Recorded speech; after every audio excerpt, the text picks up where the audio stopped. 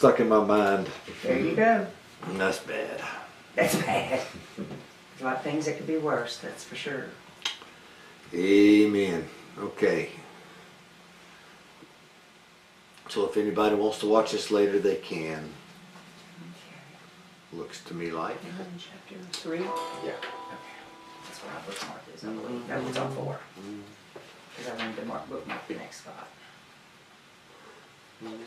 There we go. All right, so chapter 3, Drum roll. the relational God. This is why we really wanted to do this class, right? So we could have a better understanding about how this Creator God that is over all things and above all things and in all things. I gotta say one thing. When you were talking today, Yes. and it was like, it was epic. You were talking about He's the only God, and I get emotional, that lets us call Him Father. Yeah. It is so amazing. I'm like, I've never wrapped my head around that until you said it. And it's like, He is absolutely right. No other God could care less about people like our Father does. Or perceived gods, one we imagine in Yeah. our minds. Yeah, because we just don't know how And that to. we're actually inheritance with Jesus. I mean, it's just, it's scary.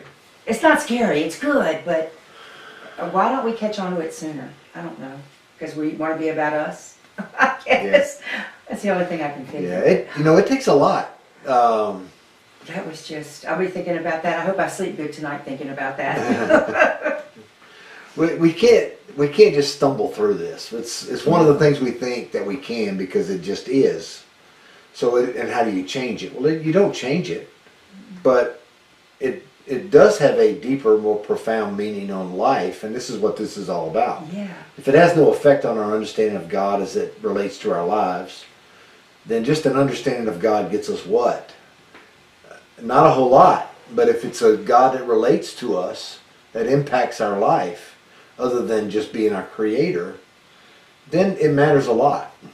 Yeah, and especially from a theology of ours, the Christian theology that maintains that we'll be with Him forever, that's an offer to us. It doesn't say that we will just because we live, but Right. it's an offer to us that is wrapped up in our relationship to His Son. So it really is something else when you think about it. So we're going to start. It's chapter 3, page 77 in this old paperback book, and really 78. We're going to look at the top of the page. It talks about the nature of the relational God. The doctrine of the Trinity declares God is relational. How do we know that? He relates to Himself as Father, Son, through Spirit. That's how we know that He is relational.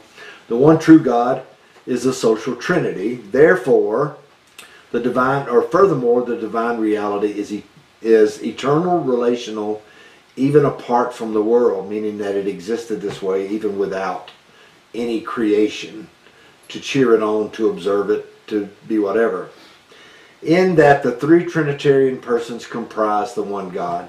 Not only is the immanent Trinity relational, the triune God enters into relationship with the world He creates.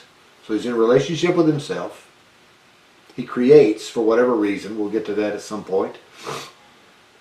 And then He decides to relate to that in much the same way that He relates to Himself in a Trinitarian construct. So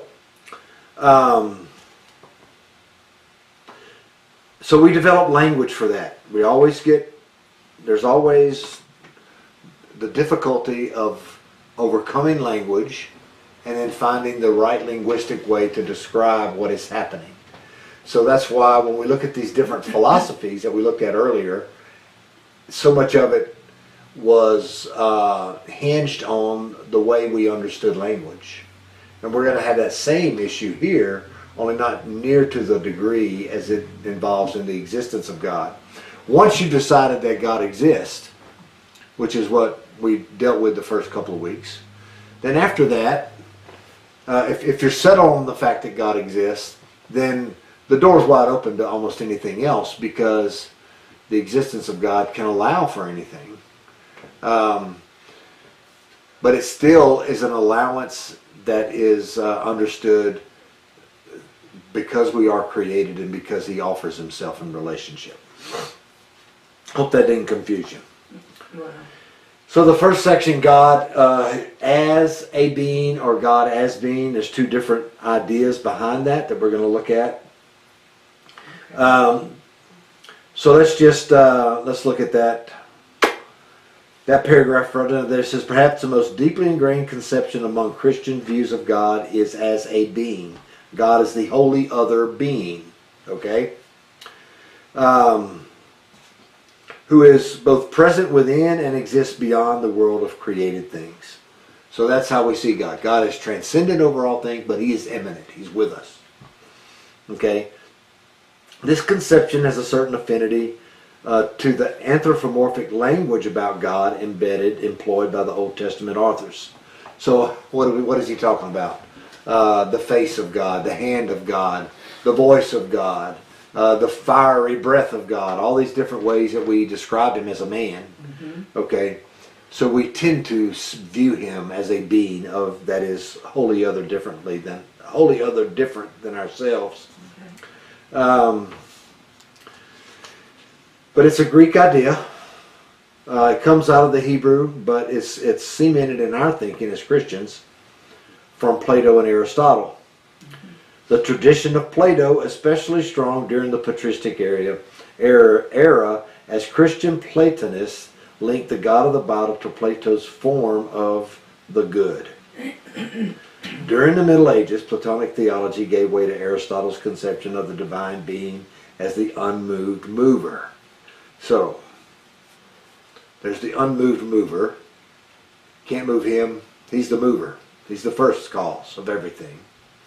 All right, and has by the way that he has chosen to move, we are able to then relate. All right. According to Aristotle, God is the static final cause of all motion in the world. All things strive after him, but he himself remains unmoved by an undrawn or undrawn to creation, which we don't particularly hold to that idea. We don't see God as static and not drawn to us. We see him as kinetic And is in that life. static, like we see on the TV after the TV shutting down? You know, is that kind of static? Static is still, Yeah. Okay. okay, and then kinetic is in motion, energy, okay? Can be energy, but it means motion. Okay. Whether influenced by Plato or Aristotle, Christian thinkers who built from the Greek philosophical tradition agree that God is the highest being, the impassible one who is eternally unchanging amidst the changing flux of the world of time. So what is he saying? We believe that God is unchangeable. Okay, he's immutable, he's unchangeable. And he is present in a world that is constantly changing. Okay? And so we look to God often because he is unmovable, unshakable. Scripture even addresses him that way. The 20th century, the classical idea of the unchangeable God came under attack. And this happened in a movement known as process theology. I'm going to try to explain that to you. Foundational to this new outlook, the assertion that God is integrally involved with creation. God is not static but active and affected by the events of the world. Process thinkers claim to provide a conception of God more appropriate to modern understanding. So, process thinkers, why do you think it's called process? God is in process. There's left in this thinking the possibility that God can change. Okay? That he is changing as things go along because he is engaged with a changing world. Okay? In process conception, God remains a being, one who glides through the historical process with his creatures and whose experiences are augmented by theirs. So God is impacted in some way by the experiences that we have. This is not necessarily something that we agree. as Christians, but it does open up a different way of thinking than the old way of Aristotle, Plato, and Thomas Aquinas, where, yeah, God is unmovable, He's unshakable, He's immanent around us, and yet there is the idea that God is integrated to our experience in a way that allows for change. Does that confuse you? Well, if he changes to, that is difficult, because he created everything like it is. And we're the only ones that make the change. But he does he change for us? I mean, Well, his that's promises don't change. What he has said from the beginning is still current now and into the future. right. That's Yeah. hard to. That's right. It doesn't change. Yeah. There's it just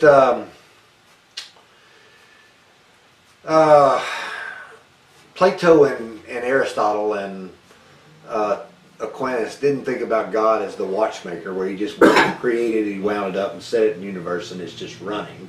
Right. Okay.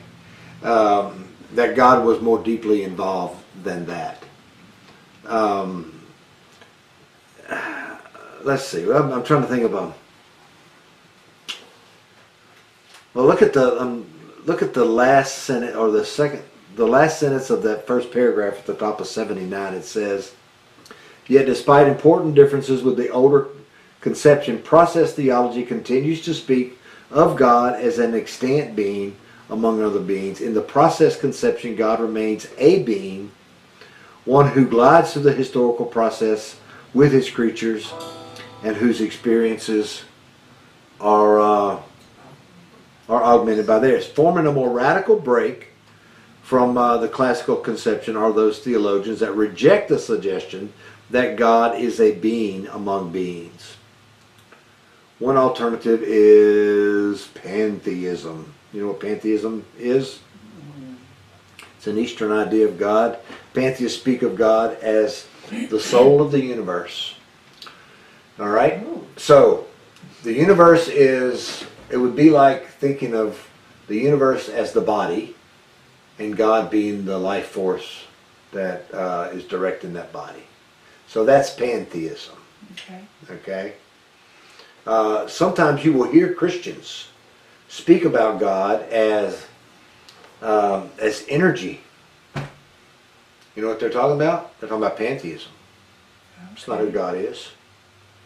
Either God is a wholly other being, and this is where it gets difficult.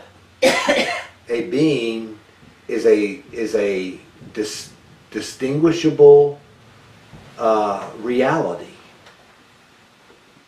Pantheism is just the energy that is the life of the universe. It's indistinguishable. How would you distinguish separately the energy that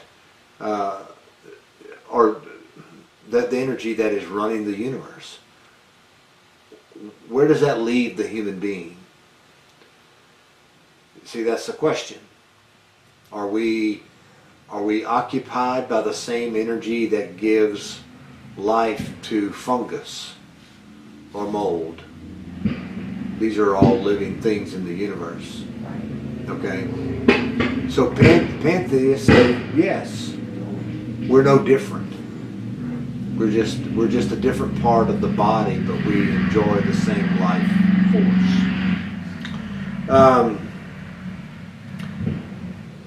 This does not mean that the universe is God, which you've heard some people say that, well, you can't be pantheism says that the universe is God. That's not right. That would be akin to worshiping the sun and the moon and the stars and everything that's created above. That God is. You've seen pictures lately of they say they've taken a picture of the whole universe. I don't know how they did it, but you can find a picture. Google picture of the universe, and they'll come up with a picture. Okay, if that were true, then they just took a picture of God. because God is the universe. That's not pantheism. Okay. That's just a misunderstanding of pantheism. Why does this matter? Because people believe this. There's a lot of pantheists around who believe that this is the truth about God, is that He's just the energy that maintains the universe.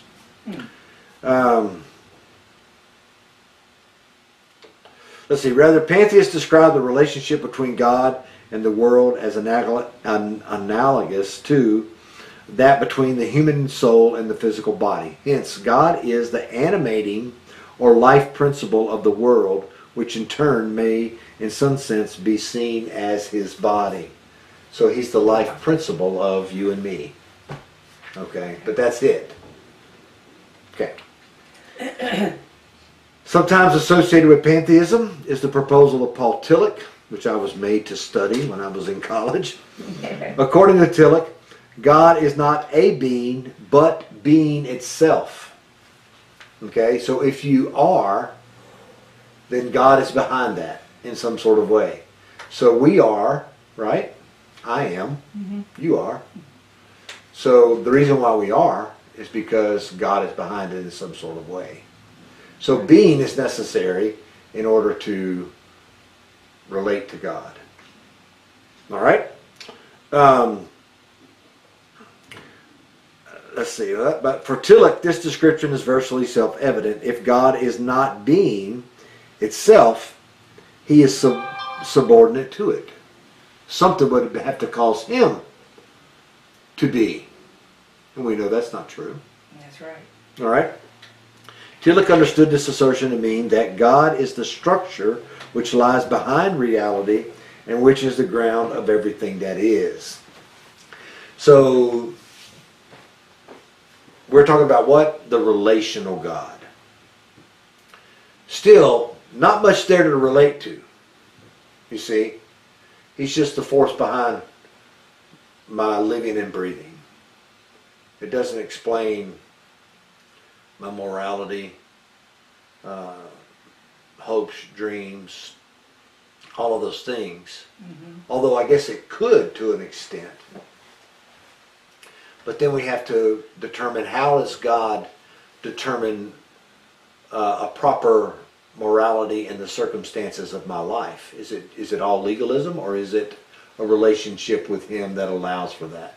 How do I relate to the purposes of my life, or the purpose of my life? If it's the same for everybody, how does the being behind who I am relate to me in such a way to shape that?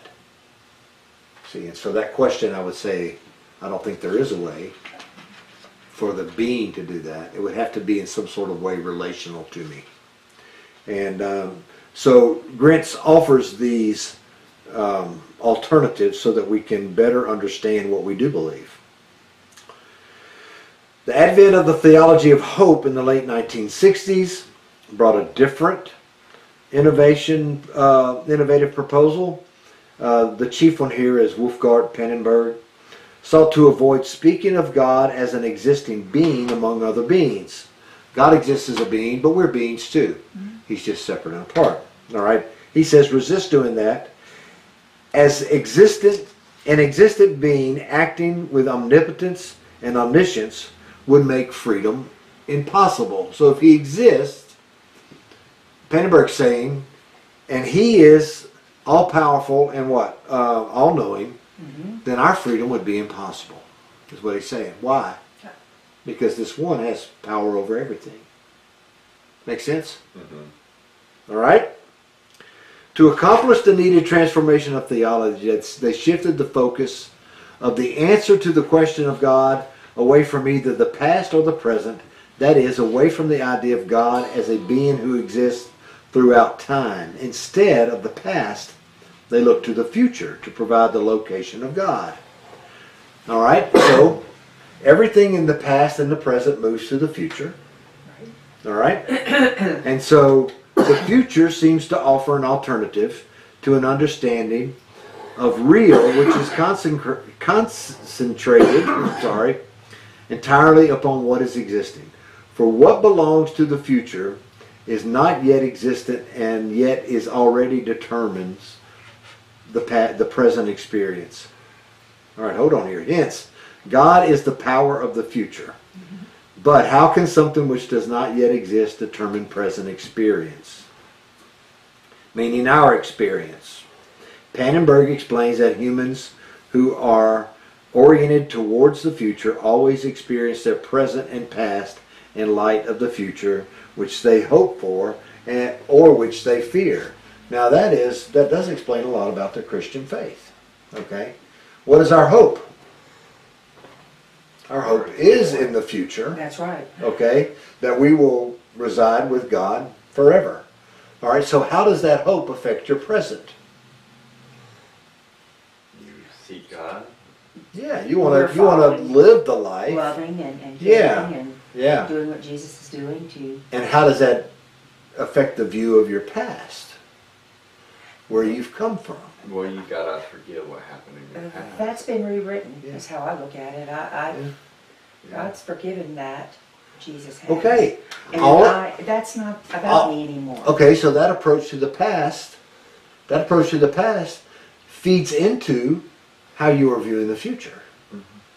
That forgiveness, His mercy, His compassion that has been exercised in the past, that I'm experiencing in the present, is also going to be a part of my future. That's right. And ultimately will gain me what I claim for in eternity.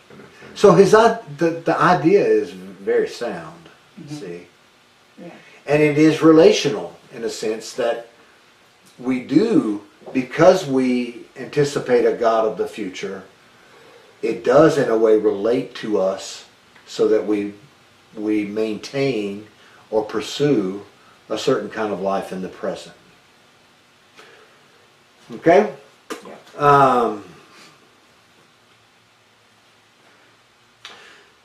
The future orientation suggested by Pannenberg and others provides a promising starting point for conceiving of the divine reality. God is best conceived not standing behind us or above us, but in front of us. Okay?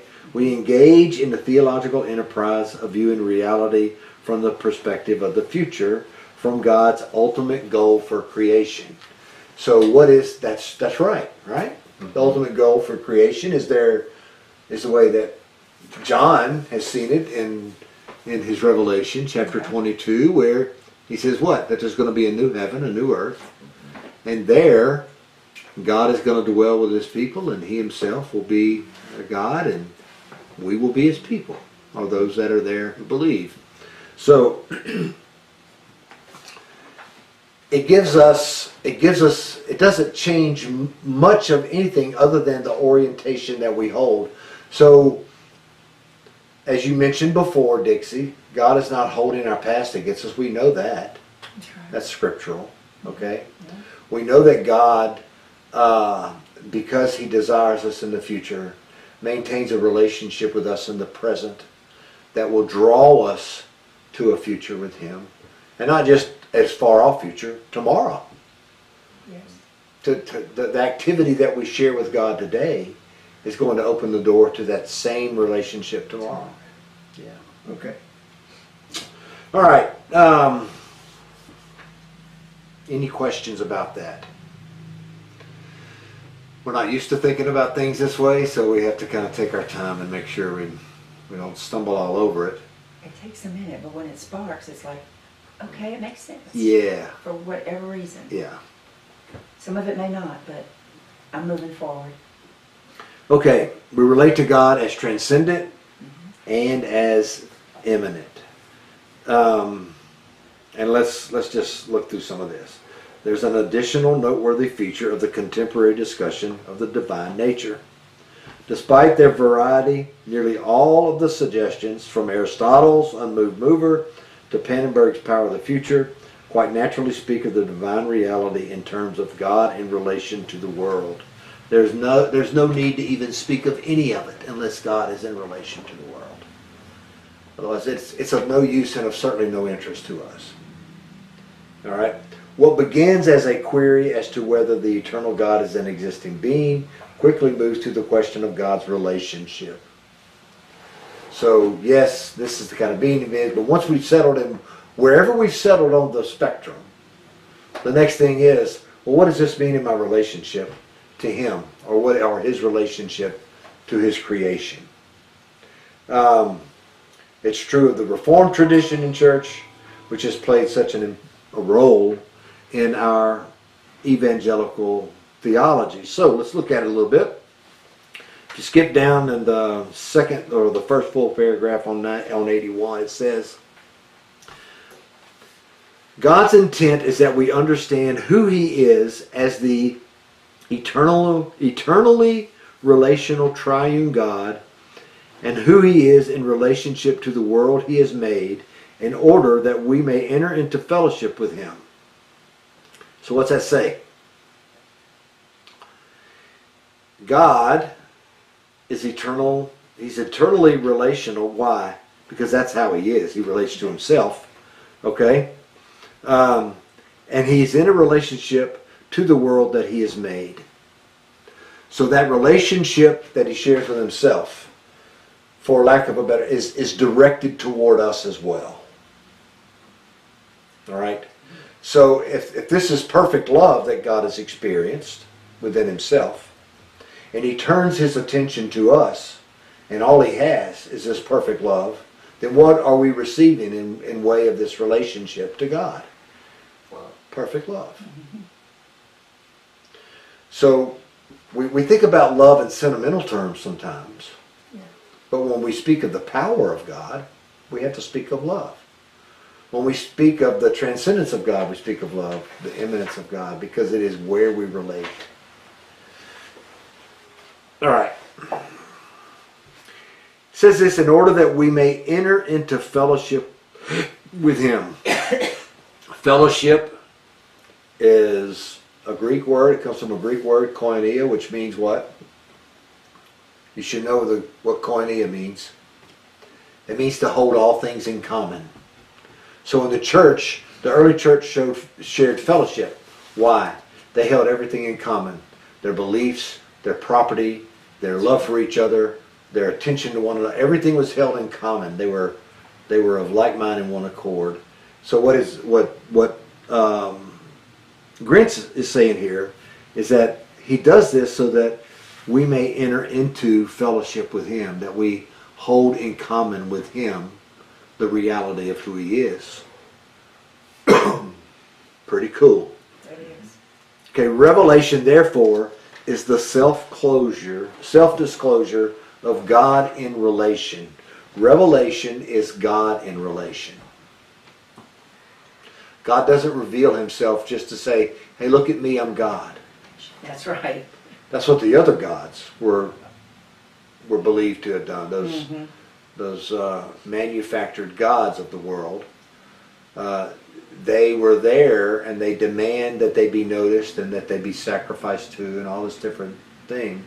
God makes himself, he reveals himself to us in relation so that we understand that he is in relation. We can't understand him without that. To remove the fact that he's in relationship with us is to remove the essence of God. And why is that? If he's not in relationship to us, there's no flowing of love. There's no flow. When God offers love to us, it's in multitude of forms. Okay? When we offer love to him, it's worship. It's very simple. And everything that we do that honors the love of God, that demonstrates the love of God, Paul says is worship. And that's why. And the other gods don't have that either. They don't worry about loving you as long as you're serving them. Right. I mean, Right. there's no relation there except for the God. Power relation. Yeah, that's right. Yeah. And although God is the power, That's right. that power is seated in love. So we talked about that last week about That's right. the jealousy and the wrath and the That's whole deal. right. From the beginning, Christian theology has characterized God and the world by appeal to two theological terms, transcendence and immanence, which describe the two foundational aspects of relationship.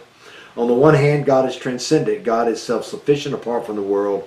He is above the universe and comes to the world from beyond. So, our Father who's in heaven, holy is your name. Set apart is your name. You're totally set apart from us. That line in the Lord's Prayer describes the transcendence of God. All right? The Scriptures forcefully declare God's transcendence. In Ecclesiastes, he says, God is in heaven and you are on earth. Meaning there's one way to describe the transcendence of God. Before receiving his commission, the prophet Isaiah reported seeing the Lord seated on a throne, high and exalted, which we also mentioned this morning. Mm-hmm. On the other hand, God is immanent in the world. This means that God is present to creation. He is active within the universe, involved with natural processes in human history. And Paul emphasized this truth in his well-known speech to the Athenians. God is not far from each one of us, he said. So God is transcendent, and then he is immanent. We relate to him in both ways. In short, the God we know is immanent and transcendent. And so we don't have to compartmentalize our understanding or relationship to him. He's both at the same time, so we relate to him in both ways at the same time. So we are not condescending God, as some may think, and speaking about him in anthropomorphic terms, like some religions can't stand that that's the way we speak of God, or call him Father. Okay, all of those are no-nos. Yeah, Aren't we blessed? but we use those because those people only really understand God in this transcendent view. But when we are allowed, because God exists transcendently and immanently, the language barriers really disappear.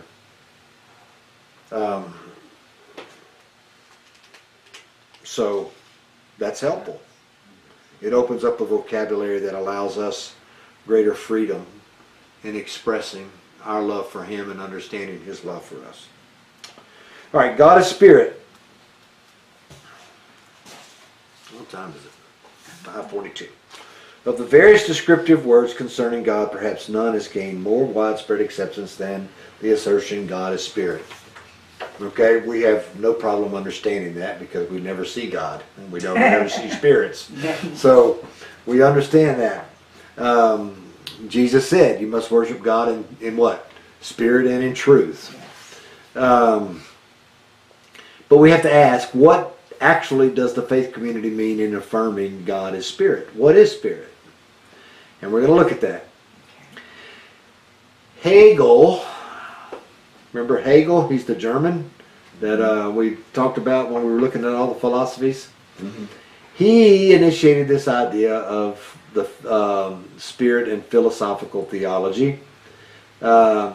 His term Geist combines the concept of relationally reflected in the English word mind with the dimension of the supermaterial bound up with our own term spirit.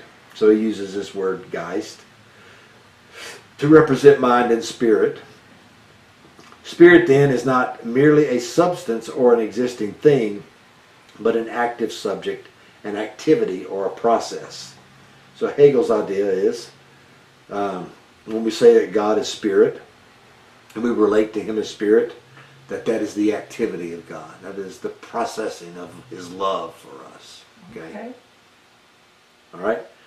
All processes in nature and history form a unified whole, which is the activity of God. So everything that is going on, it's almost, it's almost like Penn and Bergman line. Okay,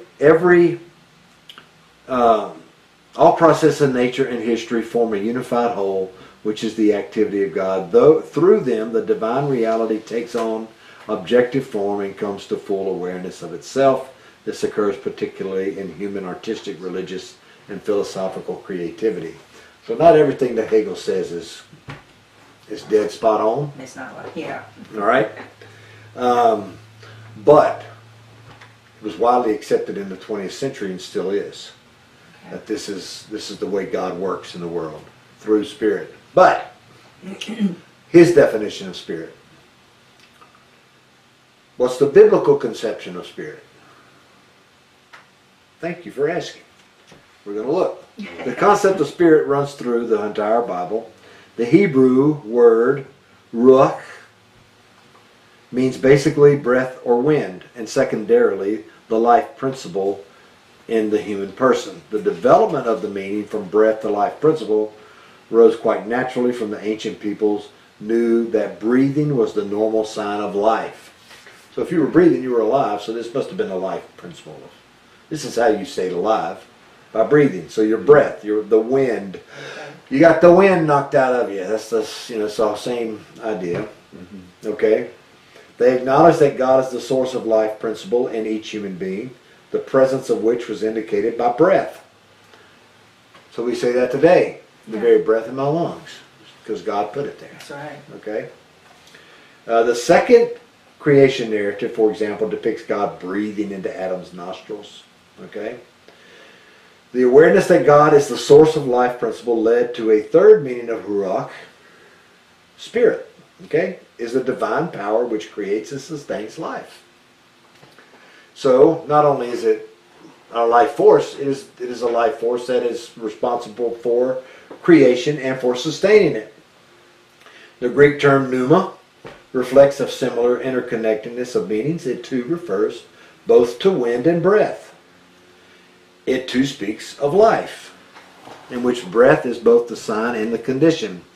And it too came to mean the life-creating power. So when you read all of these words in the Bible, you've got to be able to know the context by which they are being spoken, because if you don't, you might believe that it's talking about breath or wind or spirit or any of those things, okay?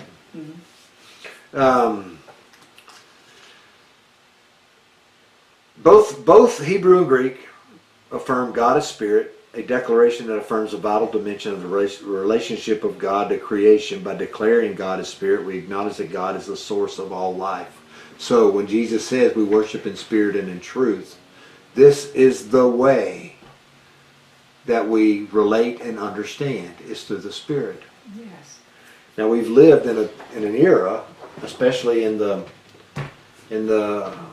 evangelical era, maybe more, wasn't until the 20th century that Pentecostalism came along and put an emphasis on the Spirit, that we didn't have that much before. And that's been a real gift, I think, to evangelicalism, because it's kind of forced us in this place of renewing our understanding of what the Spirit is all about. So by declaring God as Spirit, we acknowledge that God is the source of all life. God is the one who bestows life on His creatures, on each living thing, but most importantly on humans. And we understand that from the Genesis reference that he made earlier, that He breathed His own life into us. So there's only one source of life for all creation, but especially for us. So what does this mean? We're going to skip down on page 83 in Dixie's book. That's the fourth paragraph. To say God is Spirit, therefore, is to speak about the relational God. It is to acknowledge that throughout eternity, the triune God is a vital dynamic. In this dynamic, the Father generates the Son, and through this act is constituted by His relationship to the Son. At the same time, the Father and the Son are bound together through their reciprocal self-dedication to one another, which is the love that we talked about. Finally, the dynamic of God is the Spirit, proceeding from the Father and the Son as a spirit of the divine relationship between the first and the second Trinitarian persons. So we mentioned this before, and as we mentioned before, when especially for believers, there's two places after Jesus' resurrection that speaks of Jesus breathing on His disciples, okay, and receiving the Spirit. And then later, that Spirit manifests itself in some way on the day of Pentecost, and the believers become keenly aware of God's presence in that, and how He has elevated their life of faith that was raw, pure faith in Jesus, now to a place of functional reality within what God is doing in the world. They've been brought into this expression of God. They were able to speak in other people's languages and never... Yeah. So they're brought into this expression of God that was totally outside themselves, all for the purpose of God being able to share His love. Okay? So that's the theological implication. How do we do any of this? How do we relate to the purpose of God, the gospel of God, the salvation that is offered through Christ Jesus? How do we relate to any of it without the Spirit? We can't. No.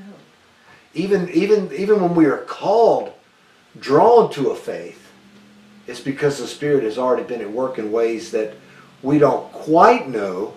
We just know that we, in our sinful state, we don't have the soul, and I mean the life, to even recognize that love.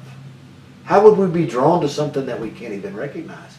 So God is at work drawing us to Himself, so that in that we are able to receive all that He has for us as an expression of, it's the same love that He shares with Himself in His relational reality.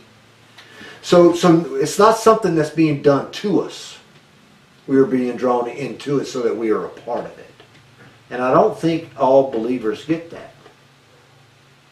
I think they really believe that this is something that was done to me, when actually God is saying, I'm drawing you into myself.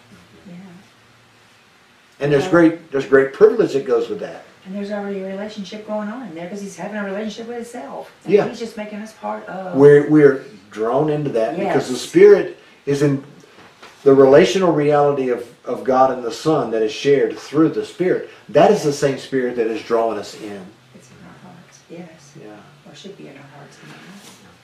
Yeah, so we don't make enough. We don't make much of this part of our faith because we're not sure about the Spirit. Right. But what this examination of understanding God as relational, if we're not receiving and understanding and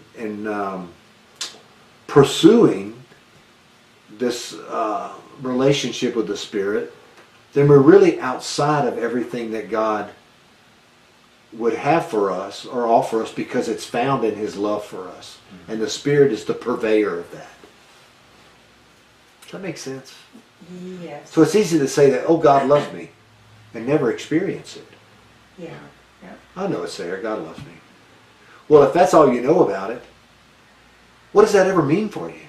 Not much. Not You much. can't move forward. You can't. No. No. You're stunting yourself. But when we begin to understand, when God says that He loves me, He's brought me into His love. That's it. And that this is where life is. This is the substance of what life really is. Okay, so in the beginning was the Word, and the Word was God, and the Word was with God, and all of that. And John goes through that whole dissertation at the beginning of his gospel. He's describing some of that. Okay.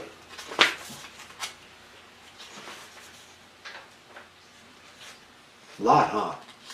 We may not get it through the whole chapter tonight. Yeah, but I definitely think it's... Yeah. Is it something? Are we doing the kind of work through this that is going to help you be able to explain it? Maybe not just yet, but as I build Yeah. on some of it, Yeah. certain parts of it will take a root, I guess you could say. Yeah, I believe so. Because some of it is a little bit, you know. Yeah, I think if you read it, I'm not doing the greatest job in the world. You're doing perfect. And you allow us to ask questions and you try to answer them, so that's what's important. Yeah, I mean, I'll do that Because forever. But the thing that I guess the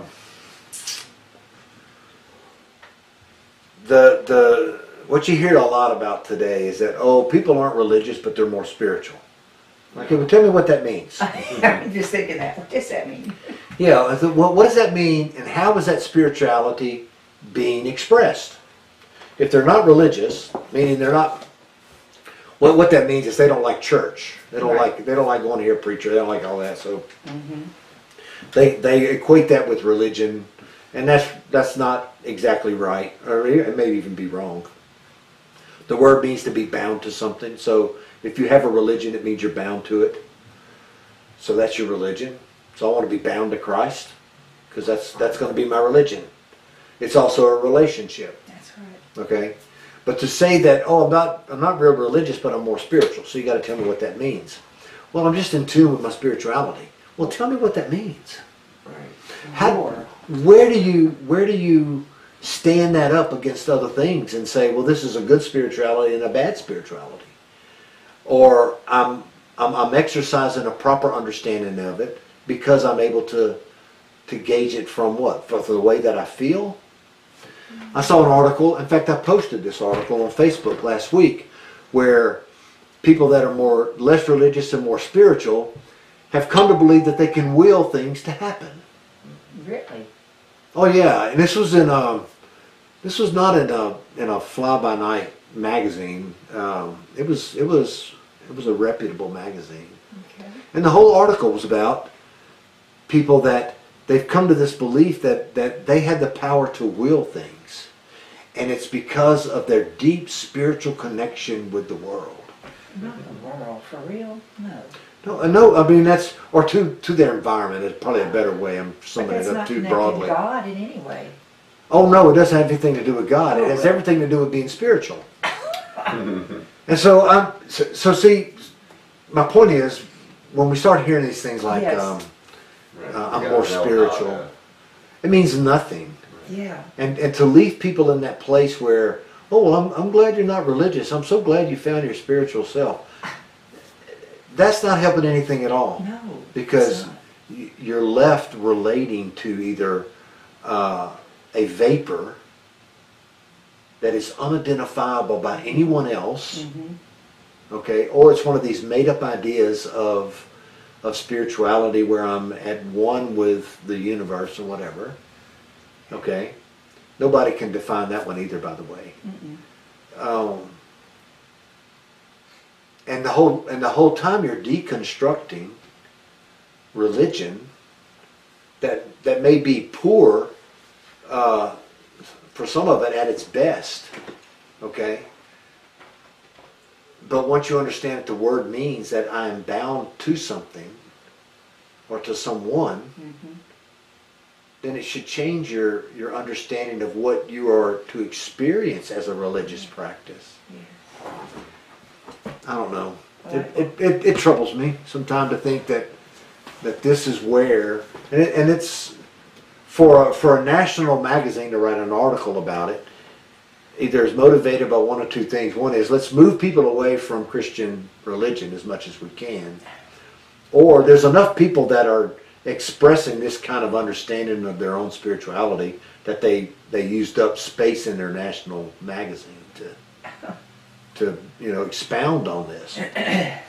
Either way, either one of those things, if you pull in one way or the other, means that you aren't really in touch with the relational God. Yeah. And that's the key. And how do we do that? We allow Him. We allow Him to touch us.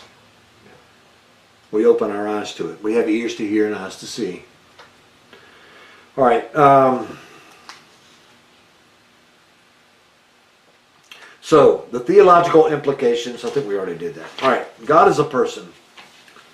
We're going to jump back to Hegel. I'm on page 84 under the philosophical concept of a person. We'll spend a lot of time here. I don't need a philosophical context. I'm 30 pounds overweight, and I know that's a part of my person. That's right. It's part of what defines I'm me. with you. Yeah. According to Hegel, to be a person does not mean to be limited by one's counterpart, but to be related to the counterpart. The essence of a person lies in giving oneself to one's counterpart in sacrificing of oneself for the sake of the counterpart. Through this self-giving, a person finds oneself in the counterpart or the counter self. So, what in the world is he talking about? What he's talking about is we are a person in relation to others that we relate to. Your personhood has no value if you're the only one. Or your personhood has no value and relate to no one. You lock yourself in a closet away from everybody and you never are a part of anyone else's existence. You're just what are you? You can't even call yourself a person, according to Hegel. So we are a person in the way that we are relating to others. So God is a person. If we say that God is a person, we know that because of the way that he relates within himself and to us. Okay? So let's look at that. Personhood and God's relationship to the world. Hegel arrived at the confession of God as person through philosophical reflection on the meaning of the term itself. An alternative route lies in certain aspects of the manner in which God relates to the world. So we can know God not philosophically. We can know him in the way that he relates to the world. As Paul said, he said, work, just open your eyes. Okay, so we affirm God is person because he is comprehensible. We can comprehend him. He is willful. We can experience that will, and he is free. Okay? So let's look at those. First, the affirmation, God is a person, arises out of our experience of God as the incomprehensible one. He ascribes personhood to human beings on the basis of their relative incomprehensibility. We are all persons because none of us is totally at the disposal of knowing, of the knowing eye of another. So how are we a person without being overrun by others? Is because no one ever really knows everything about who we are. Okay, it helps define us as a person. But God, we can never know all that there is. Totally incomprehensible. So that means he's a being. We are partially incomprehensible to those around us. But God is, we just get what he reveals, and everything else is left hidden according to what he wants hidden. No one ever fathoms totally the depths of the existence of another, for in the end each human remains mysterious and hidden. Okay, skip down, and in an even greater sense, the one who enters into relationship with the world remains in the depth of his existence ultimately mysterious and beyond our ability to gain access through our innate ability to know. Because he is incomprehensible, God is a person. So what he's saying is, no matter if I'm relating to you as a person or to me to the world, no one can comprehend who I am fully. And so it's because of that defines me as a person. God's defined as a person the same way. There's no way to fully comprehend God. Cannot live to see the next sun. Well, we struggle, right? We just can't, yeah. Right. You know, Moses wanted to see his glory. And God said, my goodness will be enough, dude. That's about as all you That's all you can handle. And so what is God saying there? He's saying the part that I want you to know about me Yes. is really the most important part of me that you need to know about. Yep. Okay? But the glory of God, bowls us over. I never think of that. I mean, I guess that you talk directly to him. They were just bold about whatever. I can't even imagine even asking God to get that. You know, it's like, you show me what you want. I'm gonna work with it, Lord. All right, number 2, the affirmation of God as person arises from our experience of God as will. We readily connect personhood not only with what we consider incomprehensible, but also with those aspects of our experience that appear to exercise will. We are willful. A 1-year-old is willful. A 96-year-old is willful.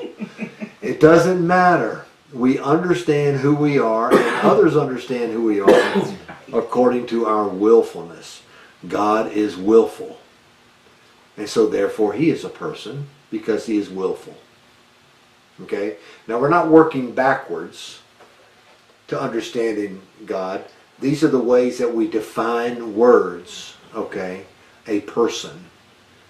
And so for us to define God as a person, to relate to him as a person, he must meet the same criteria of definition as we would define anything else. Otherwise, the relationship parameters are different. We've got to find another way. And God never required any of that in Scripture. He was overly relatable, overly available, would go to great lengths to make himself known so that we could examine his will up close and personal, to know that he's a person. Number 3, the affirmation God is person arises out of our experience of God's freedom. Personhood is indeed connected with freedom. We speak of humans as persons because they act beyond the total control of others. Some some are more free than others and even find themselves in jail by acting more free than others. It's a contradiction. We speak of humans as because they act. In fact, when we come under the control of another, such as through forced labor, we cease to be persons in the eyes of others. And that's very true. It is.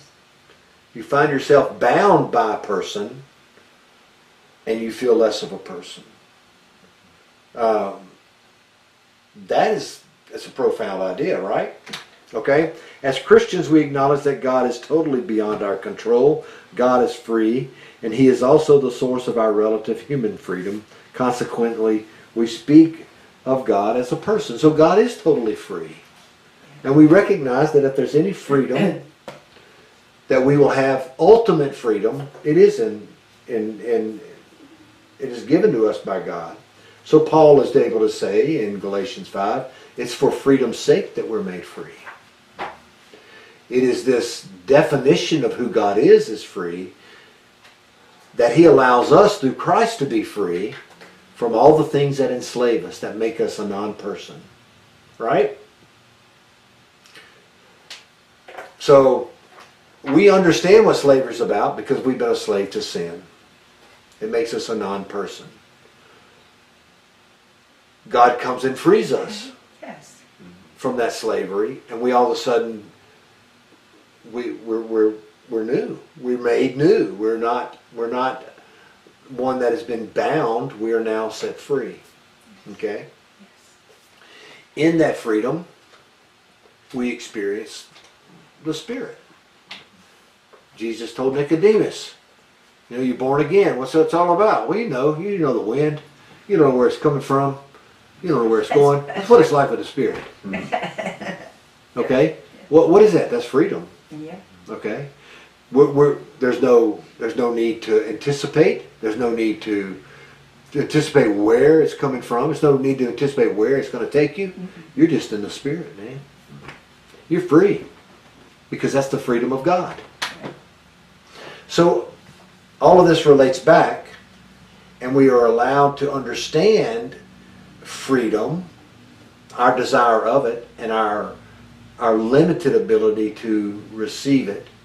Okay, we understand that as being essential to our being. And freedom's a big topic today. Yeah, very big. Yeah. And in our country, you can't imagine. We cannot even imagine being under a government or in a culture that doesn't allow for our freedom. It's that ingrained into our being. Inalienable rights for the life, liberty, and pursuit of happiness. It's all a part of those things that we value as a country, and they're founded in this very idea that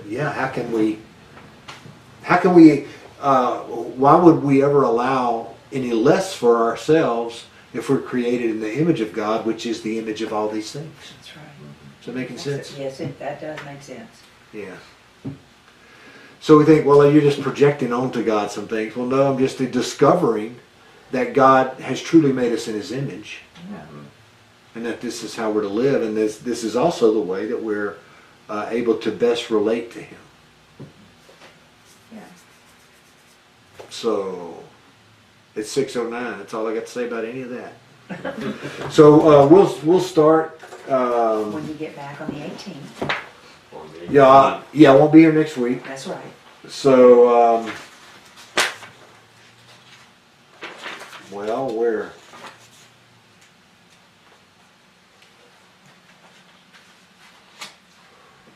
So the personhood and God, that's on 85 in my book. What about yours? Yes. Shut it. Oh, you shut it? I don't know who may be listening to that. Oh, I know Lee and Jessica have the same book as me, so I'm sure they may be watching.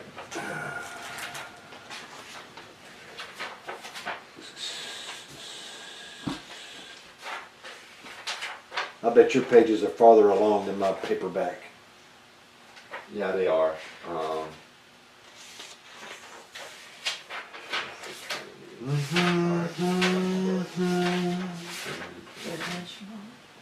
Yeah, it's okay. Person and God, page 111. 111. So y'all on page 111. I'm on 111. Okay. And we're at the bottom of Cool. 85. Bottom of 111. Okay. And that's where we're at the bottom of 85. Yeah. Okay, so do we need to read anything else or just keep reading? No, read. On this? Go ahead and read chapter 4, Okay, and we'll just keep kind of staying ahead like that. And okay, if we get a point where we catch up and get all the way through, okay. I doubt we get through 4 week after next, because it is dealing with the Creator God. Ooh. So there's a lot of other ancillary things to look at so that we can rule out all the other possibilities and get right down to what the Bible says about it. So yeah. Sounds good. All right. Well, adios, muchachos. Thank you, Brother Mark. Let's see, thank you, sir. You are welcome.